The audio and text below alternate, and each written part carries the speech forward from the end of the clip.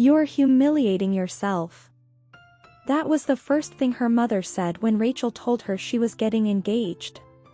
No congratulations. No smile. Just that line, dropped like a brick in the middle of a sunny Wednesday afternoon, inside a booth at the Maple Grove diner where they had eaten lunch since Rachel was 12. She didn't expect warmth. But she didn't expect her mother to lean back, cross her arms, and sneer. "To a black man," she added, louder than necessary, as if Rachel had announced she was marrying a criminal. A few heads turned. Rachel lowered her voice. "His name is Jordan. He's a musician. He's good to me." Her mother scoffed. "Musician. That's code for broke. And it doesn't change the fact that this is a disgrace." Rachel swallowed the bitterness rising in her throat, the way she'd learned to do since childhood. Her mother's voice was sharp, always had been. Razor sharp, but polished enough to make people think she was just being firm. Rachel used to think it was strength. Now it just felt like cruelty wrapped in pearls. She left the diner without finishing her sandwich. Her mother didn't call after her. She didn't pay for her half of the meal either. That night, Rachel sat in her one-bedroom apartment, staring at the ring Jordan had chosen, simple, no diamond, just a small opal in a silver setting. He had said, "I wanted something soft and strong, like you." She believed him. She still did. But the echo of her mother's words kept replaying. Humiliating. Disgrace. She'd heard those before. When she dyed her hair red at 16. When she got a tattoo of a dandelion on her shoulder at 21. When she moved out before marriage. "You keep making choices like you don't care what your name means," her mother had said then. "You carry the Holland legacy." Rachel didn't even know what legacy meant anymore. Just a long line of women who snapped at waitresses and never said sorry. She met Jordan at school. He was hired to teach piano part-time for the after-school program. Tall, calm, voice like velvet. The kids adored him. So did the staff. But Rachel noticed how the principal always addressed him more formally, with a faint stiffness, even after months. They'd meet in the music room after hours, just talking at first, sharing snacks, laughing over bad cafeteria food. The first time he touched her hand, she flinched. Not because she didn't want him to, but because she imagined her mother's face. The same one she made when she saw moldy fruit in the fridge. For 6 months, Rachel kept the relationship quiet. Not because she was ashamed, but because she was tired. Tired of explaining. Tired of fighting. Tired of walking on eggshells that always cracked under her mother's voice. Jordan never pressured her. He just waited. "I want you to feel safe when you tell the truth," he said once. That was the night she kissed him and whispered, "I'm tired of hiding." They moved in together a few weeks later. She told her mother she needed space. Her mother said, "You're turning your back on everything we gave you." Rachel wanted to ask, what exactly was that?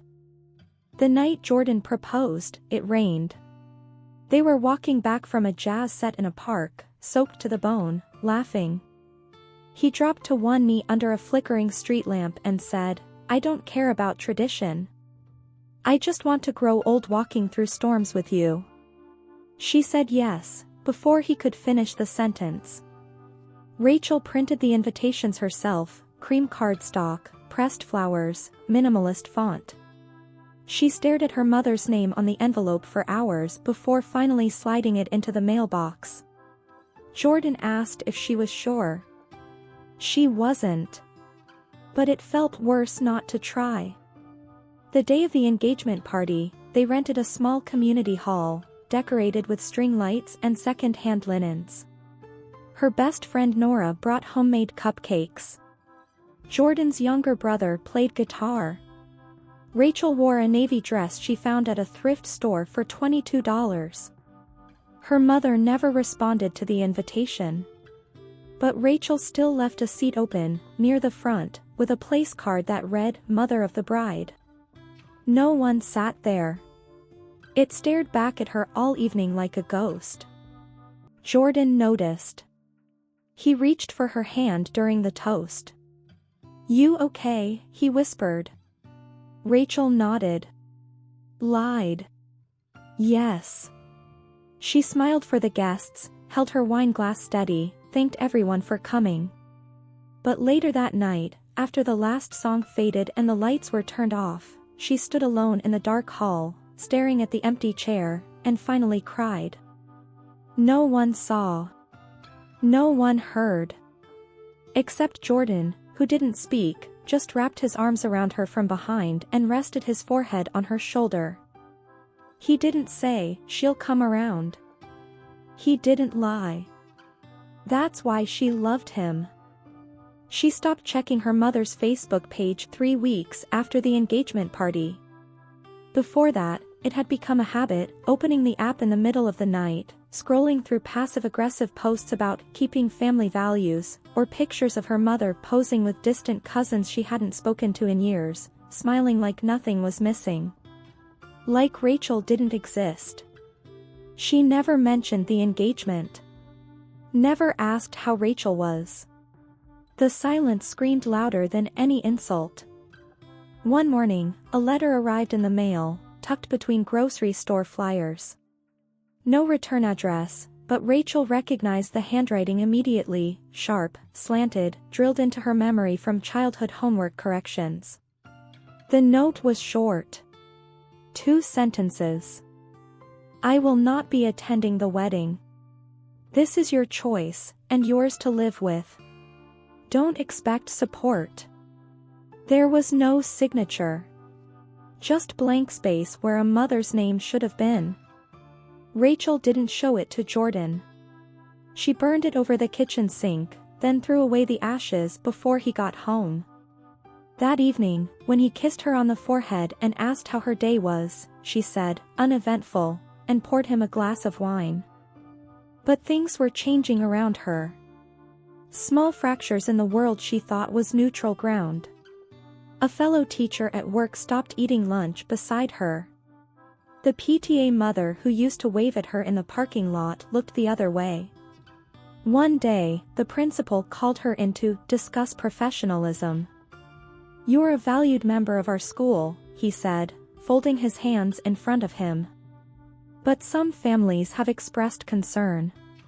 Visibility matters. And relationships, well, they can complicate things." Rachel didn't ask what he meant. She knew. She thanked him. Walked out. Then locked herself in the staff bathroom and threw up. She told Jordan she had a stressful day. He didn't press. He just played piano that night, slow and low, a melody made of pauses and breath. She lay on the couch, eyes closed, letting the notes wrap around her like a second skin. Still, the isolation crept in. Her old best friend, Melissa, stopped replying to texts. When Rachel finally called, Melissa answered but kept the conversation brief. "I'm just trying to stay out of it, okay," she said. "My mom saw your pictures online and, well, you know how people talk." Rachel hung up mid-sentence. She didn't call again. One evening, after another awkward staff meeting, Rachel came home and found Jordan lighting candles in the kitchen. Not romantic. Just soft. Gentle. "I made lentils," he said. "And I got you lemon cake from that place on Maple." Rachel dropped her bag, walked to him, and hugged him so tightly she could hear both their hearts beating. She buried her face into his chest and said nothing. Just stood there, breathing him in. That night, she told him about the principal. About Melissa. About the letter.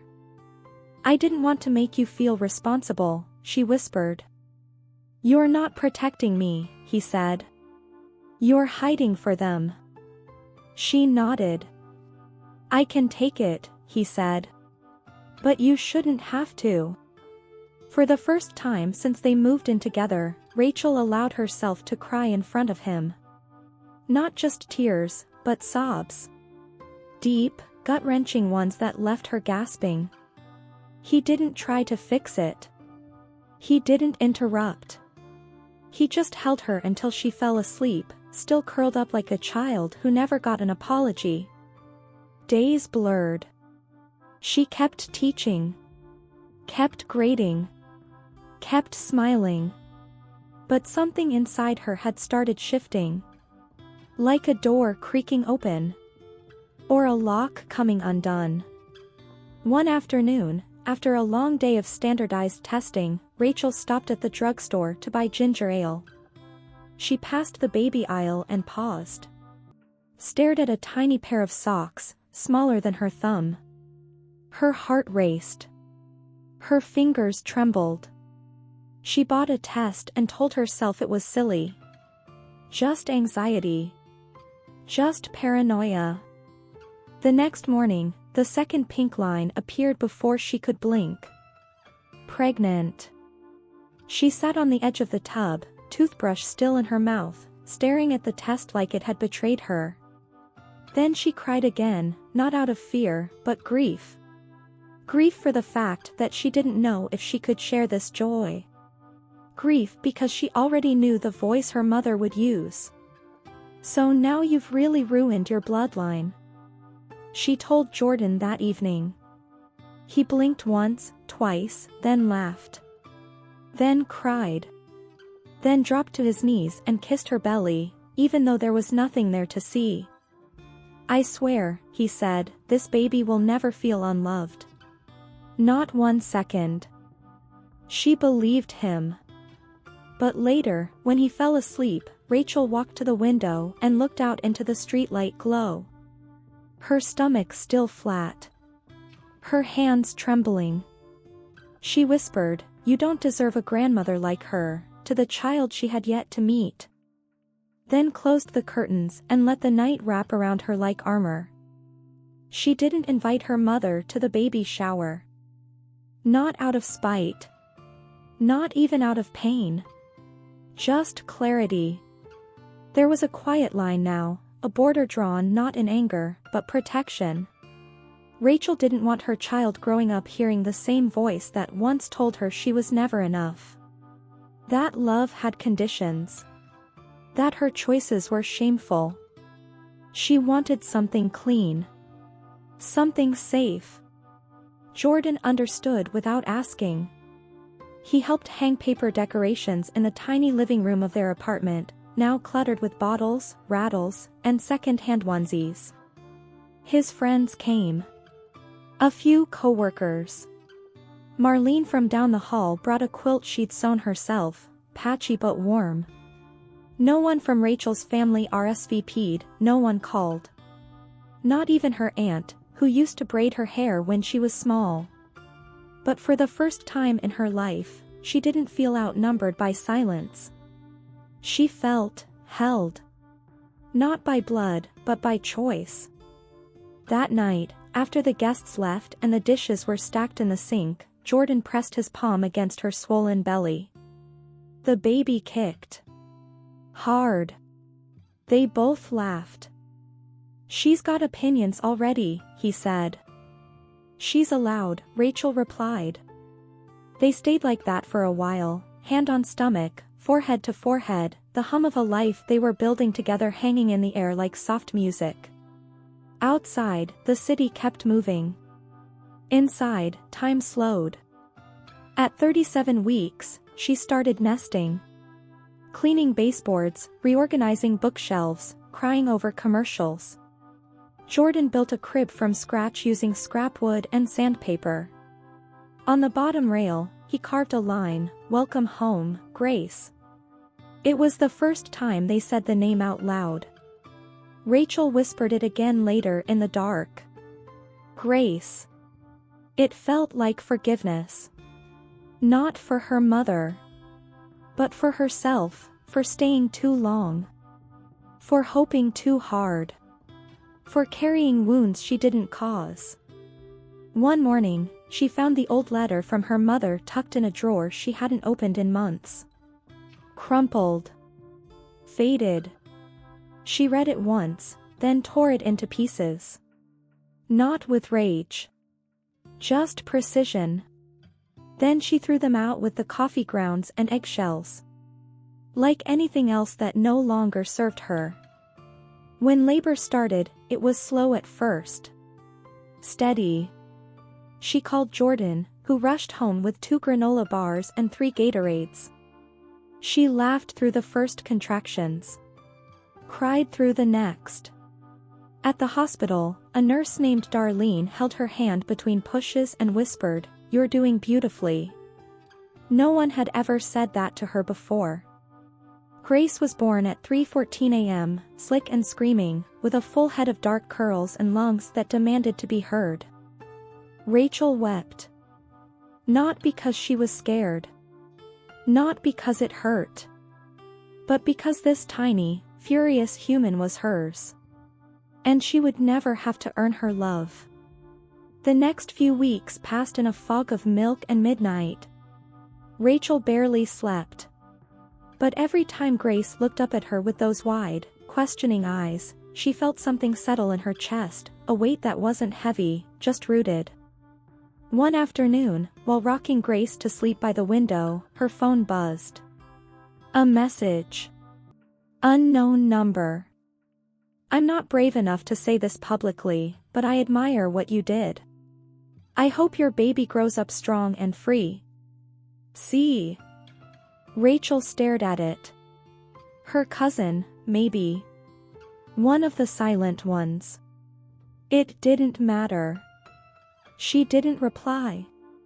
She just held Grace a little closer and whispered, "You will never have to hide who you are." Jordan walked in carrying groceries.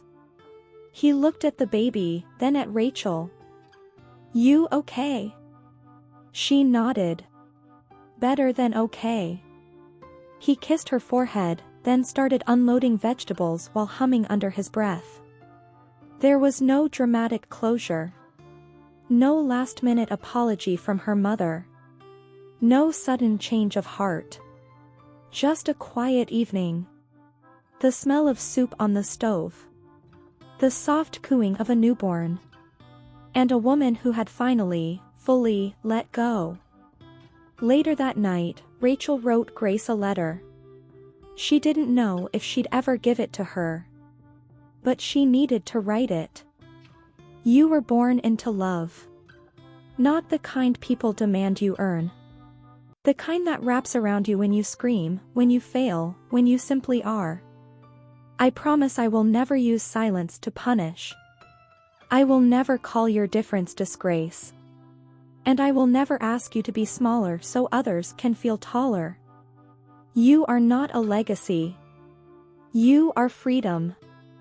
She folded it and placed it in the back of Grace's baby book, behind the ultrasound photo and hospital bracelet. Then she turned off the light, crawled into bed, and listened to Jordan breathe. And for the first time in her life, Rachel fell asleep knowing she had broken the chain.